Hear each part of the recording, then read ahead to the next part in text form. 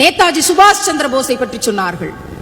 அவர் ஆண்கள் படை என்று ஒன்று வைத்திருந்தார், பெண்கள் படை என்று ஒன்று வைத்திருந்தார், கூடவே பாலர் படை என்று ஒன்று வைத்திருந்தார். அந்த பாலர் படையில் 6 வயது சிறுவர்கள் சிறுமிகள், 7 வயது சிறுவர்கள் சிறுமிகள், 10 வயது வரைக்கும் சிறுவர்கள் சிறுமிகள் அதில் இருக்கிறார்கள். அவர்கள் கையிலே ஒரு சிறு துப்பாக்கி கொடுத்து பயிற்சி கொடுக்கிறார்கள். அவர்களுடைய வேலை என்ன தெரியுமா?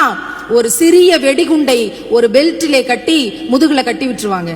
அந்த சின்ன குழந்தைகள் அங்கங்கே நிறுத்தி வைக்கப்பட்டிருக்கக்கூடிய வெள்ளைக்காரர்களுடைய வெடிமருந்து டேங்குகளுக்குள் செல்ல வேண்டும். அந்த வெடிமருந்து டேங்குகள் சுதந்திர போராட்டத்திற்காக உழைத்துக் கொண்டிருக்கிற கூட்டத்தை அடித்து நொறுக்கி அழித்து விட வேண்டும் என்பதற்காக வெள்ளைக்காரர்கள் ஏற்பாடு செய்து வைத்திருக்கக்கூடிய டேங்குகள். அதற்கடியில் இந்த சின்ன குழந்தைகள் தங்கள் சின்ன உருவத்தை பயன்படுத்தி அந்த வண்டிக்கு அடியிலே சென்று தங்கள் முதுகில் இருக்கக்கூடிய வெடிபொருளை எடுத்து அந்த வெடிகுண்டை அங்கே வைத்துவிட்டு அதில் இருக்கக்கூடிய வயரை மட்டும் வெளியில எடுத்துட்டு வந்து தீப்பெட்டி எடுத்து தீய பொருத்தி விட்டு தள்ளி நின்று பார்க்கணும். அது வெடிக்குதா இல்லையாங்கிறத உறுதிப்படுத்திட்டு தான் அந்த பிள்ளைகள் அங்கே இருந்து நகலணும். 100 பிள்ளைகள் இந்த வேலையை செய்கிறார்கள் என்றால் அந்த டேங்குகள் வெடித்து சிதறுகிற போது 90 பிள்ளைகள் பலியாவதற்கான சதைகள் எல்லாம் அந்த டேங்குகளோடு கருகி போவதற்கான வாய்ப்புகள் தான் அதிகம். அப்படிப்பட்ட புரட்சிகரமான பாலர் படையையும் நம்முடைய இந்திய ராணுவம் பெற்றிருந்தது. நேதாஜி சுபாஷ் சந்திர போஸின் படையில் அன்றைக்கு சுதந்திரத்திற்காக போராடியவர்கள் 5 வயது, 6 வயது, 10 வயது பிள்ளைகள், அப்படி 600 பேருக்கு மேல இருந்தாங்களாம். 600 பேருக்கு மேல இருந்தாங்களாம். இதுல என்ன ஆச்சரியம் தெரியுமா? இதெல்லாம் ஆச்சரியம் கிடையாது. நம்முடைய தாய்மார்கள் என் பிள்ளையை எடுத்துக் கொள்ளுங்கள், என் பிள்ளையை இதில் இணைத்துக் கொள்ளுங்கள், நான் என் மகனை தருகிறேன், நான் என் மகளை தருகிறேன் என்று வரிசையில் நின்று பாலர் படைக்கு இந்திய சமூகத்தின் தாய்மார்கள் உயிரை, தன் பிள்ளையின் உயிரை இந்த நாட்டுக்காக கொடுத்தார்கள் என்பது வரலாறாக பதிவு செய்யப்பட்டிருக்கிறது. எந்த பாட புத்தகத்தில் இந்த வரலாறு சொல்லிக் கொடுத்து? பாட புத்தகத்தில் இந்த வரலாறு ஏன் கற்றுக் கொடுக்கப்படவில்லை? குதிராம் போஸ் என்று 17 வயது இளைஞன் ஒருவன் இருந்தான். வந்தே மாதரம் என்று முழங்கியதற்காக தூக்கு கயிற்றுக்கு முன்னால் செத்து போனான்.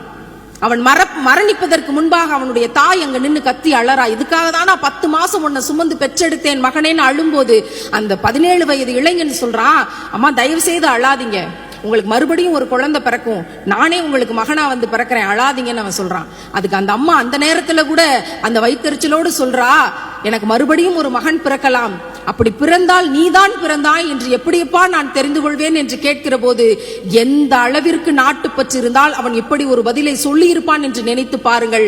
உங்களுக்கு மகன் பிறந்த பொழுது அவனுடைய கழுத்தை தடவி பாருங்கள், தூக்கு கயிற்றின் தடம் இருக்கும் என்று ஒரு இளைஞன் பதிவு செய்துவிட்டு சென்றிருக்கிறான் என்றால் ஏன் குதிராம் போஸுடைய வரலாற்றை என்னுடைய பாட புத்தகங்கள் சொல்லித் தரவில்லை? ஏன் என்னுடைய அடுத்த தலைமுறை பிள்ளைகளுக்கு என்னுடைய கல்வி திட்டத்தில் இடம் இல்லை என்று இந்த மன்றத்தில் நாங்கள் கேள்வியை முன்வைக்கிறோம். இந்த மேடை நிரம்பி வழிய வழிய பகத்சிங்கை பற்றி சொன்னார்கள்.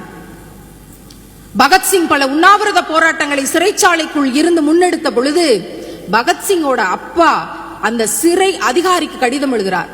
நடந்த கலவரத்துக்கும் என்னுடைய பையன் பகத்சிங்குக்கும் எந்த சம்பந்தமும் இல்ல, அவனை தயவு செய்து வெளியிலே விட்டு விடுங்கள் என்று கடிதம் எழுதுகிறார். அப்போது பகத்சிங் தன் அப்பாவுக்கு கடிதம் எழுதுகிறார், அப்பா என்ன காரியம் செய்ய துணிந்தீர்கள்? உங்கள் மகன் என்ன அவ்வளவு கோழையா? சாவுக்கு பயந்து விட்டீர்களா? அல்லது நான் சாவை பார்த்து பயப்படுவேன் என்று நினைத்து விட்டீர்களா? எப்படி நீங்கள் இப்படி ஒரு கடிதத்தை எழுத முடியும்? இந்த நாட்டிலே விடுதலைக்காக போராடியதற்காக என் உயிரை எடுப்பான் என்று தானே நீங்கள் பயந்திருக்கிறீர்கள். இந்த நாட்டின் விடுதலைக்காக உயிரை கொடுப்பதை விட வேறென்ன பாக்கியம் எனக்கு இருக்கக்கூடும் என்று ஒருவன் கடிதம் எழுதினானே. ஏன் அந்த பகத்சிங்கினுடைய முழு வரலாறும் இந்த கடிதமும் என்னுடைய பாடத்திட்டத்தில் வைக்கப்படவில்லை? ஏன் அவை கல்வியாக மாற்றப்படவில்லை?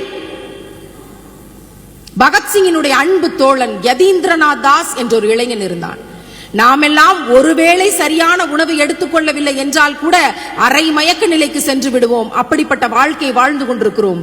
ஆனால் வெள்ளைக்காரன் எங்களை அடிமையாக நடத்துகிறான் என்று சிறைச்சாலையில் போராடி 63 நாட்கள் தொடர்ந்து உண்ணாவிரதம் இருந்தான். ஒரு நாள் 2 நாள் அல்ல, 63 நாள் உண்ணாவிரதம் இருக்கிறான். 63வது நாள் வெள்ளைக்காரன் வருகிறான். அவனுடைய மூக்கிலே 2 ரப்பர் குழாயை அனுப்பி 2 லிட்டர் பாலை மிக விசையோடு அழுத்தி 2.5 லிட்டர் பாலை உள்ள செலுத்தணும்னு முயற்சி பண்றான். 1.5 லிட்டர் பாலை உள்ள செலுத்திட்டான். இன்னும் எப்படி இந்த 1/2 லிட்டரை செலுத்துவது என்று நினைத்துக் கொண்டிருக்கிற போதே அதையும் செலுத்தி தொலைத்து விட்டான். அவர்கள் எல்லாம் கொக்கரிக்கிறார்கள், இவர்களுடைய உண்ணாவிரத போராட்டத்தை தடுத்து நிறுத்திவிட்டோம் என்று. அந்த ரப்பர் குழாயை வெளியிலே எடுக்கிற போது வாயிலும் மூக்கிலும் கொஞ்சம் அவனுக்கு ரத்தம் வருகிறது. யதீந்திரநாத் தாஸ் நினைத்து பார்க்கிறான், 63 நாட்கள் ஒரு சொட்டு நீர் கூட அருந்தாமல் இப்படி உண்ணாவிரத போராட்டம் இப்படி பலவந்தப்படுத்தி இயலாத நிலையில் இருந்த என் மூக்கிற்குள்ளே செலுத்தி இப்படி செலுத்தி விட்டார்களே, என்ன செய்வது என்று நினைத்து பார்க்கிறான். அடுத்த நொடியில் அந்த ரத்தத்தை பருகுவதற்காக ஈக்கள் வந்து ஒட்டுகிறது. படார் என்ற அந்த ஈக்களை தட்டுகிறான். அந்த ஈக்களை எடுத்து வாய்க்குள் போட்டு விடுகிறான். அப்படியே 2 லிட்டர் பாலையும் வாந்தியாக வெளியிலே எடுத்துவிட்டு அடுத்த நொடி தன் தலையை 2 முறை இப்படி சிலுப்பி விட்டு கீழே சரிகிறான். அப்படியே மரணித்து போகிறான். சாகும் போது கூட உண்ணாவிரதத்தின் நேர்த்தியை இந்த உலகத்திற்கு கற்றுக் கொடுத்து விட்டு போனவன் யதீந்திரநாத் தாஸ்.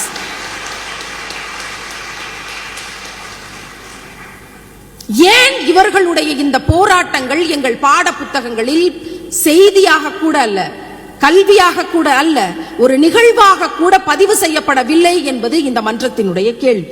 நாங்கள் கல்வி திட்டத்தால் கலையை வளர்க்கிறோம், கல்வி திட்டத்தால் நாட்டுப்பற்றை வளர்க்கிறோம், கல்வி திட்டத்தால் மனித வளத்தை வளர்க்கிறோம் என்று சொல்லிக் கொண்டிருக்கும் இந்த நாடு ஏன் இவர்களுடைய வரலாற்றை கொடுப்பதற்கு மறந்து போனது என்பது எங்கள் கேள்வியாக இருக்கிறது.